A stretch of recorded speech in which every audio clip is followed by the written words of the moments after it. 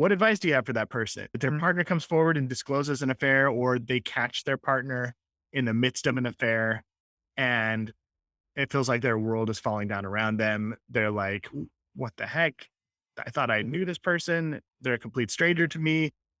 And it's that chaos, that grief, that feeling of not having a sure foundation at all. What do you say to a person in that position? What do they do?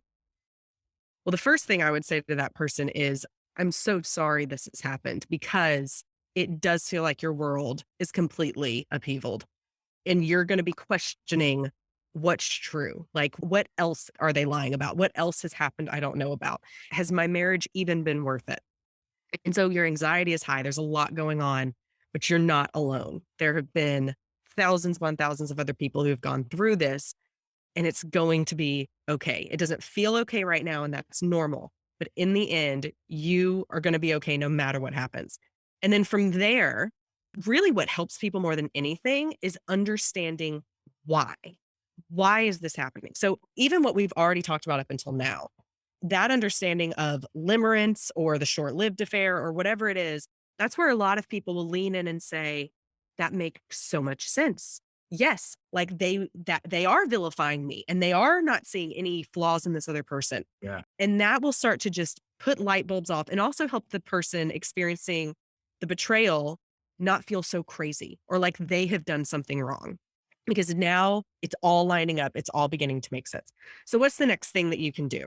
The first thing that you can do is to begin working on yourself. And I realize that this might seem counter mindset to the situation, but right now you can't control your spouse.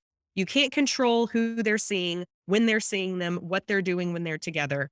But what you can control is you. And here's the way that we like to talk about it. So a lot of people will want to cling more when they find out this is happening. Like they'll want to, we call them push behaviors. They'll want to try and push their spouse to make the decision to come back to them. So they'll plead, beg, whine, cry. Sometimes they'll even do the complete opposite of that, where they'll just completely ignore their spouse in hopes that their spouse will start missing them and come back, or they'll start unnecessary fights, or sometimes they'll start like breaking into their spouse's email or social media to spy on them and try and see what's going on. None of those things are going to work because it's all a focus illusion. You're focusing on what you feel like you can control, but you're not controlling it. The only thing you can control is you. So we encourage people to focus on becoming the best you can be physically, intellectually, emotionally, and spiritually. Hmm. Why? Here's why. Because we think about how they do things in Australia. So this is a bit of an example. In Australia, there's so much land that when you have cows, you can't afford to put a fence around all of the land with all of the cows to keep them in.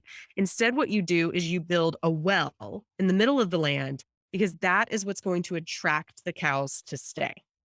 So we encourage our clients, the people who follow Marriage Helper, to be the well. Be that person now that when your spouse comes out of this, when they finally come back to reality, they're going to see you're the better solution. You have been the one that not only was there before, but you're going to be there after. And you have done the work on yourself, first and foremost for you to become the best you can be, first and foremost for you, not just to attract your spouse back, but because it's the best thing you can do for you. So we really encourage people to lean into that and then understand these other things. I mean, there's so many more things that people need to do, right? Like you do need to understand, well, how do you set boundaries? And if they're wanting to bring their affair partner around the kids, or if they're taking all the money, like there's definitely a lot more that we don't have the time to go into on this episode, Yeah, yeah. setting those boundaries and all of that. But what gives people the most calm that they can kind of grasp is, okay, I need to work on myself and I need to understand that this isn't because I have done something wrong, but I can begin creating our differences in our relationship. I can begin changing what I do in order to attract my spouse back Hmm. from the affair. Did you enjoy this clip? If so, you can check out the entire conversation right here. And if you learned something valuable, I hope I was able to earn your subscription today.